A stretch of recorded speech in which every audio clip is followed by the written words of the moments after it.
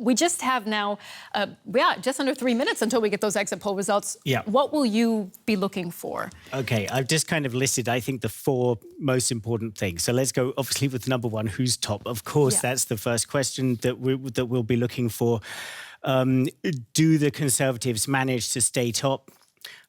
Or do the Social Democrats manage to overtake them in a surprise victory? Second question, what's the gap between them? If there's a bigger gap between them, then that will have a big impact on the coalition talks moving ahead. We've heard about some of the potential combinations. It's fiendishly complicated. The bigger the gap between the top 2 parties, the more authority that top party has to kind of set the agenda with forming a coalition.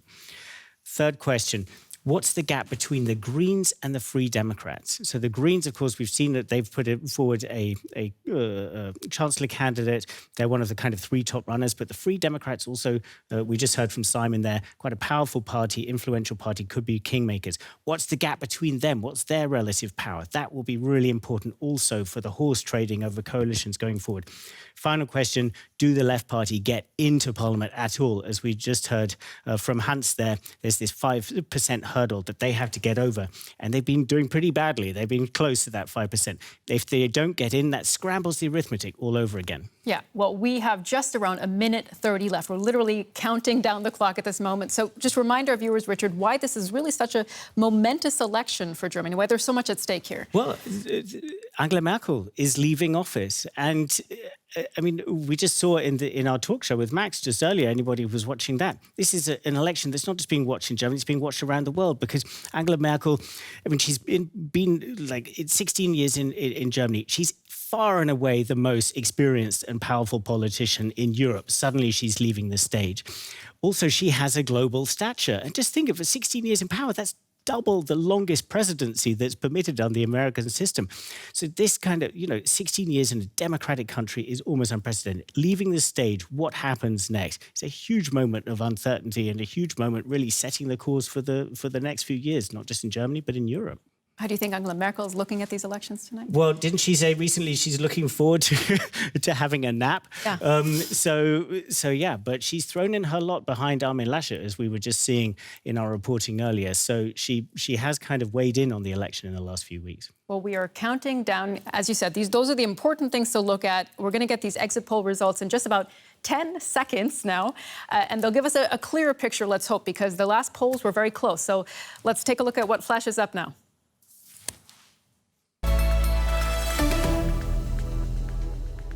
Well, we said it was a nail biter, and it is a nail biter. Let's see if we can get those numbers up on the screen to show you who might have a good shot of taking over from Angela Merkel, 16 years in power. It is a dead heat. The top 2 parties, CDU, CSU, and the SPD, center-right, center-left, at 25% right now. Now, I should caution you, this is an exit poll. This is a representation of what the results might be. This is by no means the final result, but right now we're looking at a tie between the top 2 parties.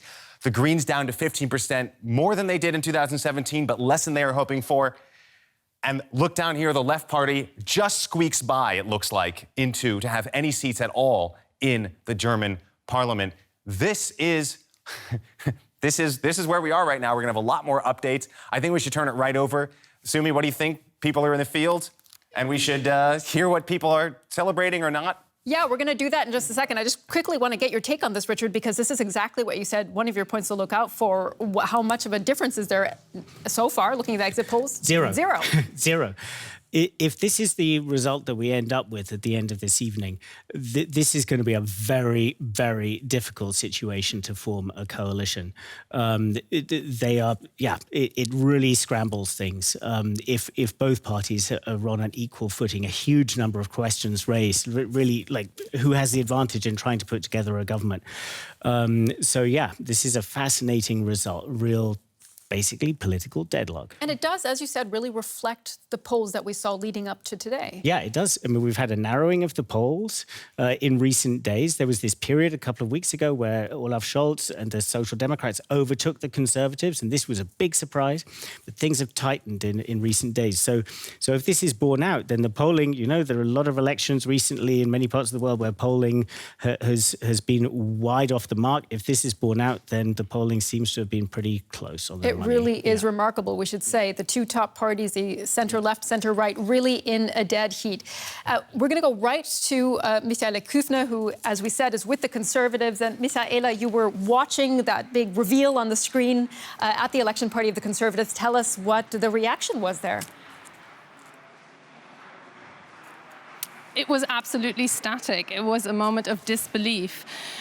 What they saw up on the screen there here at the CDU party headquarters is the scenario. If one had had to draw up a scenario that is the most inconclusive, it would have been exactly that, with the Social Democrats and the Conservative CDU-CSU both having 25 percentage points and question marks of whether the left party will actually make it into the German Bundestag, which could prove to be a huge factor in coalition building.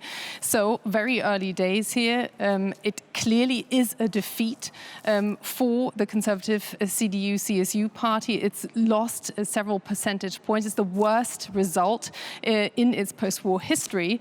So yes, it's a defeat, and it could still be turned into a governing coalition option, depending on all of those postal ballots being counted, because let's not forget, these are only exit polls. This is voters being asked to vote again anonymously once they've left the polling booth.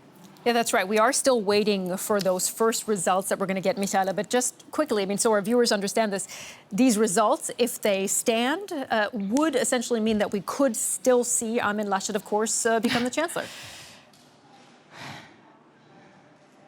Yes, they could, and particularly because of Germany's voting system, that would currently, despite equal percentage points, give the Conservative CDU-CSU 3 more seats in the Bundestag.